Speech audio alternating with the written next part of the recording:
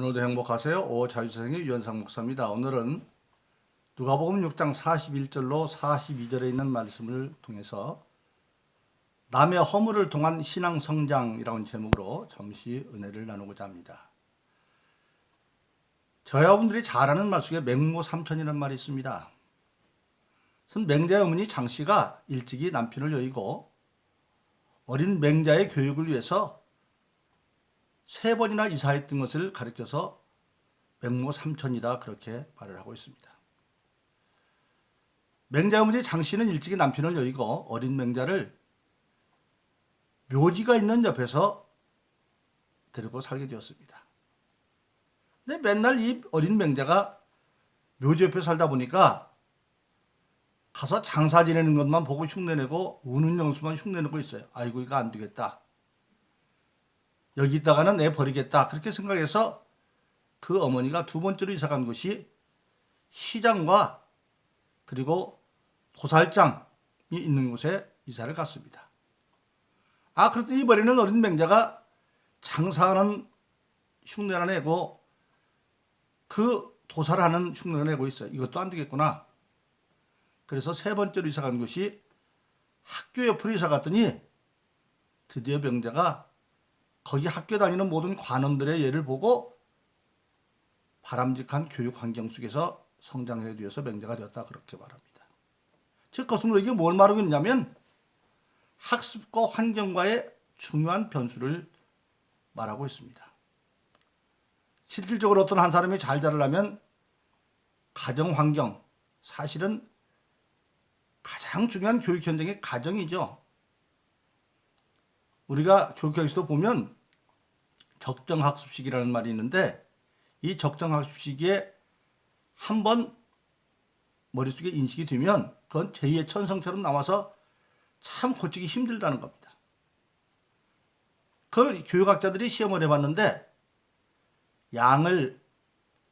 새끼를 양이 낳았어요. 어미양이. 그런데 그 어미양이 낳은 새끼를 바로 낳자마자 암양 한 마리를 데려다가 그 주인이 우유를 먹여서 한 일주일 동안 키웠어요. 그리고 난 뒤에 어미양한테 보내주니까 이 새끼 양이 젖 먹을 때가 되면 어미양 다른 자기 새끼들은 동료들은 어미양의 젖을 빠는데 이 새끼 양은 어미 젖을 안 빨고 주인한테 와서 우유 먹으러 달라드는 거예요. 근데 그 어린 양이 커서 드디어 암컷이니까 교미를 해서 새끼를 낳습니다. 그런데 새끼들에게 젖줄지를 몰라요. 그 양은 딱 일주일 동안 사람과 함께 있으면서 그때 딱 인식된 것이 평생을 갔다고 하는 사실입니다. 그걸 적성학습식이라고 해요. 사람도 그렇다는 겁니다. 1살에서 7살 사이에 어떤 적정학습 시기가 있는데 그때 영향을 받은 것은 제2의 천성처럼 남아가지고 참 고치기가 힘들다. 결론부터 말하면 신앙 안에서 그건 고쳐질 수 있겠지만 다른 방법으로는 고치기 힘들다. 그래서 가정교육이 중요하다. 가정환경이. 그래서 학습과의 관계를 가정환경과 연관을 시키고 또 제도적인 학습 현장, 즉 각종 학교, 그가 다닌 학교가 어디고 출신 학교가 어디냐, 명문이냐에 따라서 성장의 결과가 다르고 또 그가 처해 있는 당대 사회나 모든 사회적인 어떤 성향이 어떤 사람을 만들어내는데 지대한 역할을 한다 그렇게 말하고 있습니다. 그래서 일반적으로는 인간이 바르게 성장하는 데는 반드시 맹모삼천처럼 좋은 환경이 필요하다. 그렇게들 이해를 하고 있습니다. 그러나 그것이 절대적은 아닙니다. 왜냐하면 만일 환경이 좋아야만 좋은 결과가 난다고 생각한다면 인류 역사상에 최고로 좋았던 환경이 어디입니까? 에덴 동산입니다. 하나님이 인류 역사 아담에게 줬던 에덴 동산은 정말 풍요의 땅이고 아무것도 결핍도 없는 그런 좋은 환경이었지만 근본적으로 아담이 거기서 좋은 결과가 나와서 안 나왔잖아요. 우리가 신앙 안에서는 결론적으로 환경도 중요하지만 그 환경보다 더 중요한 것은 하나님의 말씀을 지켜갈 때 되어진다고 하는 사실입니다. 에덴 동산을 주었지만은 하나님이 지키는 에덴도 지키지 아니하고 관리도 하지 아니하고 그래서 악한 마귀에게 속아서 인류의 죄를 만들게 둔 것이 인류의 초상입니다. 그래서 우리나라 속담에 옛날에는 개천에서 용난다 그랬어요. 즉 환경을 초월해서 용날 수가 있다. 그런데 요즘에는 비아냥거리면서 개천에서는 미꾸라지밖에 더 나오겠느냐? 그런데 사실 그렇지 않습니다. 환경이 어려워도 지금도 그 빈도수가 적을 따름이지 바른 인성교육이 되어져 있는 사람들은 역경을 거쳐서 좋은 성장을 하고 사회적인 인물이 될 수가 있습니다. 특히 신앙은 바로 그런 겁니다. 신앙 성장은 잘하게 되어 있죠. 요한일서 2장 12절 14절에 보면 성경을 기록한 목적을 신앙의 측면에서 말하고 있을 때는 자녀들아 내가 기록한 것은 너희가 죄로부터 사함받았으며 죄로부터 사함받다면 하나님을 아버지로 알았다. 즉 죄사함 받고 하나님을 아버지로 하는 단계는 자녀의 믿음. 그 유대에서는 한 살이 7살까지죠. 근데 성경을 또 통해서 청년들아 내가 이것을 기록한 것은 하나님의 말씀이 너희 안에 계시면 네가 악한 자를 이겼다. 신앙이 이제 자라서 청년의 믿음이 되니까 하나님 말씀 믿음이 되어서 악한 것을 이길 수 있는 이적으로 나타난다는 게고. 근데 청년이 이겼다고 다 된 게 아니죠. 왜냐하면 청년들은 능력은 있을지 모르 힘이 있을지 모르지만 아직 부모가 되지 못해서 자식을 키워본 적이 없기 때문에 사랑에 대해서는 부족합니다. 그래서 그 청년의 믿음을 가진 사람들이 교회 일꾼들을 되어지면 자기 마음에 맞으면 죽을둥살둥 일하는데 자기 마음이 토라지면 이교회 저기로 옮기고 오히려 교회에서 일꾼들한테 일만 만드는 경우도 많이 있어요. 그런데 신앙이 더 잘하면 나중에 어디까지 잘하느냐? 아비다 내가 그런 것은 네가 태초에 계신 줄 알았다. 아비의 믿음이 되면 태초에 계신 하나님을 아는데 이때 태초는 앞에 정관사가 없어서 창세기만 해도 태초에 하나님 천지창조 창세 앞에는 정관사가 있어서 역사의 시간이 정해져 있지만 요한일서 2장 11절 14절에 나타나는 아비의 믿음 때 태초에 계신 하나님은 관사가 없기 때문에 영원전부터 계신 하나님을 알았다. 즉 아비의 믿음이 이르러야 이제 하나님에 대한 오해가 없어지는 겁니다. 근데 우리의 신앙이 거기까지는 바로 뭐냐? 바로 예수 믿음에 이르는 거죠. 그런데 우리 예수 믿는 모든 사람들은 궁극적으로 신앙이 성장해서 예수는 될 수 없으면 예수님처럼 될 수 있다. 그 예수님 친히 요한복음 14장 10절 14절에서 내가 진실로 진실로 너희를 이루니 나를 믿는 자는 내가 하나님을 알고 할 수 있다 그렇게 말씀하셨고 그리고 에베소 4장 13절은 우리 모든 신앙인은 그리스도의 장성한 분량에 충만한 데까지 이르리니 그랬어요. 그래서 우리 신앙인들은 궁극적으로 아무리 어려운 환경 속에 있다 할지라도 과정을 통해서 말씀 안의 양육을 받으면 예수님처럼 될 수 있다고 하는 사실입니다. 예수님이 태어나서 자란 나사렛도 환경이 좋은 데가 아니었어요. 거기는 이방인들이 많고 오늘 말하면 서울로 말하면 달동네 같은 데가 나사렛이었어요. 같은 갈릴리 부근이었지만 가버나움은 비교적 큰 번화한 데였지만 예수님이 성장한 나사렛은 정말 환경이 좋지 않은 곳이었어요. 근데 하나님이 왜 거기에서 예수님 있게 하셨겠어요? 다 의미가 있죠. 인생의 밑바닥을 경험할 수 있도록. 그래서 우리 신앙인들은 환경이 아무리 어려워도 하나님 말씀만 있으면 오히려 그 악한 환경이나 바람직지 못한 사람 가운데 있어도 예수님처럼 신앙 성장할 수 있어서 그리스도의 충만한 분량이 이룰 수 있다 그렇게 말하고 있습니다.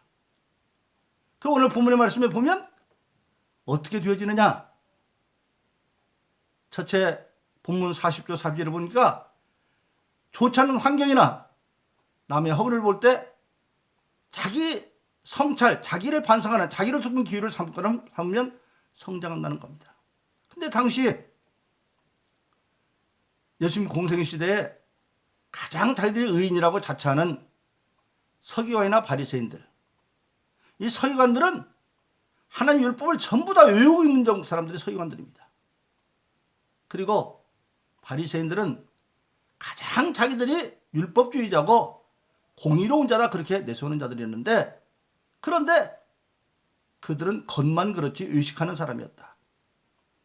외식한다, 겉으로 꾸민다. 원래 외식한다는 말은 원어에 보면 연극배우라는 뜻입니다. 즉 연극배우가 얼굴에 분장하고 회칠하면 아주 그럴듯 보지만 싹 지우고 나면 딴 얼굴이 나오듯이 이중적인 성격을 가진 위선자 같은 그런 자들이었는데, 그래서 예수님은 그러한 서기관과 바리새인들을 가리켜서 마태복음 23장 27절에서 화이스트를 말하면서 회칠한 무덤이다 그렇게 말했어요. 회칠한 무덤. 유대 나라에서는 죽음은 부정탄 걸로 알아서 죽은 시체를 만지거나 또 죽은 사람이 묻힌 무덤과 서로 몸이 닿으면 그는 불결해서 하나님의 성전에 참여할 수가 없었어요. 일정 기간 동안. 그래서 사람이 죽어서 묻힌 무덤은 깜깜한 밤 안 보이잖아요. 깜깜한 밤에도 그걸 피해가라고 무덤에다 하얀 회를 칠해놓으면 밤에라도 그 회를 보고 사람들이 피해가. 그러니까 겉으로 보면 무덤에 회를 쳤으니까 하얗고 정결한 것 같지만 그 무덤 안에는 썩은 시체가 있어요. 뼈다귀가 있고. 그러니까 서기관과 바리새인들은 그와 같았다. 겉으로는 아주 거룩하고 그런 것 같지만 실제 안을 들여다보면 그들은 아주 위선자들이었어요. 그래서 오늘 본문 말씀 41절로 40절 뭐라고 말하냐? 그들은 자기 다른 율법이나 모든 지식을 가지고 남을 비판하기에 바빴고 남의 허물을 들춰내기 바빴어요. 그래서 예수님 지금 비유로 말하는 거예요. 마치 뭐냐? 어떤 사람이 눈에 티가 들어갔는데 사실 그를 비판하는 바리새인 서기관들은 자기 눈에 들보가 들어가 있다. 들보. 엄청난 해서 눈 들어갈 수 없는 그렇게 큰 들보가 있는데도 작은 티가 들어간 사람을 비판하고 조롱하고 있다 이거예요. 오늘 또 우리가 신앙생활 그런 사람 많이 봅니다. 교회 안에서도 성경은 잘 알고 그런 것 같은데 그걸 가지고 남 비판하는 데만 쓰고 신나면 쓰는 많은 사람들이 있어요. 그러지 말라는 겁니다. 그렇게 남의 티를 보면 그때 자기를 돌이켜봐서 혹시 나에게는 저 사람보다 더 큰 잘못이 있지 않느냐. 그래서 자기 성찰의 기회를 삼으면 바로 신앙은 성장한다는 건 사실입니다. 그 바로 우리에게 무엇을 말하고 있습니까? 허물 많은 사람들 가운데 있고 나쁜 환경 속에 있어도 그 환경을 한 말씀에 비춰보고 자기를 돌이켜보면 오히려 성장할 수 있는 기회가 있다 그렇게 말하고 있습니다. 두 번째로 중요한 건 바로 뭐냐? 내가 신앙생활 하다가 나에게 해를 끼치고 잘못되는 사람도 많이 만납니다. 근데 그때 우리가 예수님의 마음으로 그들을 용서하고 그들을 오히려 죄 가운데서 인도해내야 된다는 겁니다. 예수님 일찍이 마태복음 5장 43절 45절에서 당시 율법의 해석을 뒤집어 놓습니다. 당시 율법은 원수는 원수로, 이는 이로, 눈은 눈으로, 핍박은 같이 핍박하라고 말했는데 예수님은 원수도 사랑하고 핍박하는 줄 알아서 기도해라. 그렇게 해야만 네가 하나님의 아들의 일컬음을 받을 것이다.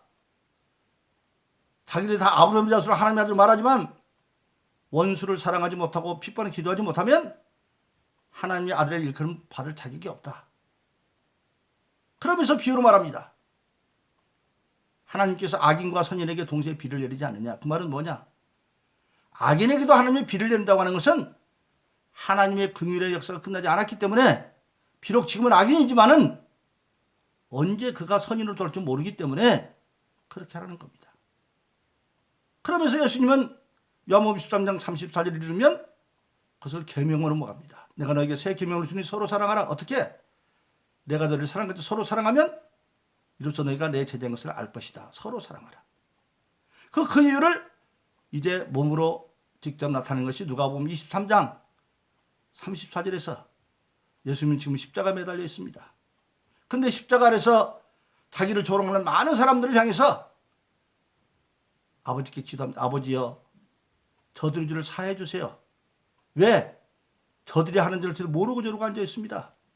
우리나라 속담에 뭐 하는지도 모르고 지가 하는지도 뭔지도 모르고 저러고 앉았다. 알고 보면 그 십자가 아래서 예수님을 조롱하는 그 많은 사람들은 그 사람들이라는 것 같지만 마귀에게 사로잡혀서 그러고 있다는 겁니다. 로마서 6장에 보면 사람은 의의 병기, 하나님의 선한 뜻대로 사는 사람은 의의 병기고 하나님을 거스려 마귀에게 잡혀서는 불의의 병기인데, 즉 마귀에게 사로잡혀 있다. 그러니까 원수가 눈으로 보기는 그 사람이 원수 같지만 사실은 마귀에게 사로잡혀서 그 짓을 하고 있으니까 얼마나 불쌍해요. 그 핍박하는 사람이 보기는 그 사람들 핍박하는 것 같지만 마귀의 하수인이 되어 있으니까, 그럼 마귀로부터 그 사람을 뽑아내려면 하나님의 능력이 임해야 되죠. 그게 기도밖에 없다고 하는 사실이에요.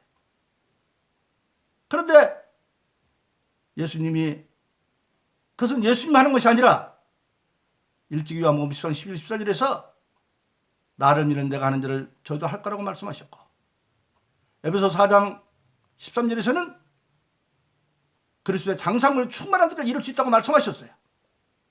그래서 우리는 그 예수님을 가지고 비록 죄지은 자나 누구를 만날지라도 정죄하거나 오히려 비판하거나 하는 것이 아니라 그들을 영적으로 이해하고 그들이 죄진 것도 자기 힘으로 것자 마귀가 살핀 걸 알고 용서할 뿐만 아니라 참 생리를 인도해 줘야 된다. 요한복음 8장 1절로 12절에 보면 현장에서 가늠하다 잡힌 여자가 있습니다. 서기관과 바리새인들이 그 여자를 돌로 쳐, 신명기 법전이나 레위 법전에 보면 가늠한 자는 그 자리에서 돌로 쳐주기도 되는데 예수님을 골탕 먹이려고 예수님을 찾다 보니까 예수님이 회당에서 가르치고 예수님 앞에 데려왔습니다. 모세법에 의하면 이 여자를 돌로 쳐야 되는데 어떻게 해야 됩니까?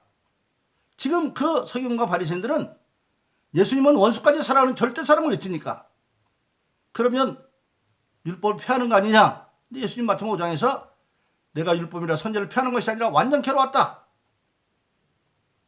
그러니까 예수님은 절대 사랑을 외쳤는데 만일 그 가늠한 여자를 예수님이 용서해줘라 그러면 당신 율법 폐한다고 지금 트집을 잡고 하려고 그러고, 만일 용서해주라 그러면 당신 율법 폐한 거 아니야. 그러니까 이런 정도의 함정을 파놓고 묻는데 예수님이 아무 말도 않고 뭔가 앉아서 글씨를 쓰시더니 그들에게 말합니다. 너희 가운데 죄 없는 자가 쳐라. 예수님 앞에 그들이 가늠한 여자를 데리고 올 때는 죄인은 죄송합니다, 가늠한 여자뿐이었어요. 그래서 그들은 예수님을 선생이라면서 그랬는데 예수님이 너희들 가운데 죄 없는 자가 쳐. 예수님이 죄를 말하자 거기 있는 서기관 바리새인 늙은이로부터 젊은이 이르기까지 양심의 찔림을 받아서 감춰진 죄가 생각나서 자기들이 죄 있는 자이기 때문에 돌로 칠 수가 없어요. 만일 치면 자기부터 쳐야 돼요. 바로 그렇습니다. 예수를 만나기 전에는 가늠한 자들만 죄인이었지만 예수를 만나서 죄를 충당하자 모든 사람이 다 죄인이었던 걸 아는 겁니다. 바로 그렇습니다. 오늘날도 모든 예수 믿는 사람의 첫 번째 경험은 내가 죄인이라는 걸 깨닫고 회개하는 거예요.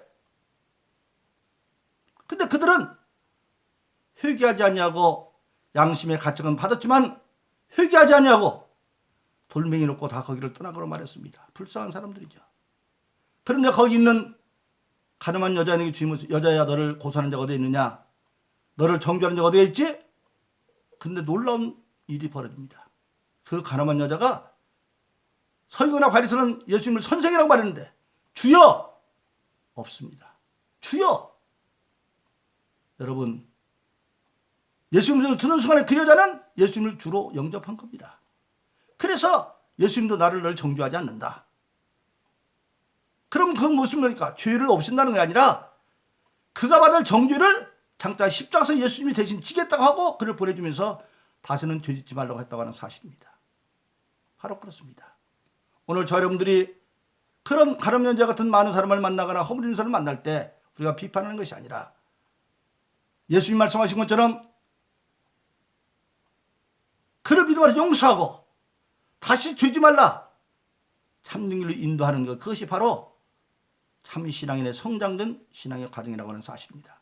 그러므로 저와 여러분들은 남의 허물이나 악한 걸 보고도 비판하는 것이 아니라 서기관이나 바리새인의 휘처럼 무덤 사람들이 아니라 우리가 오직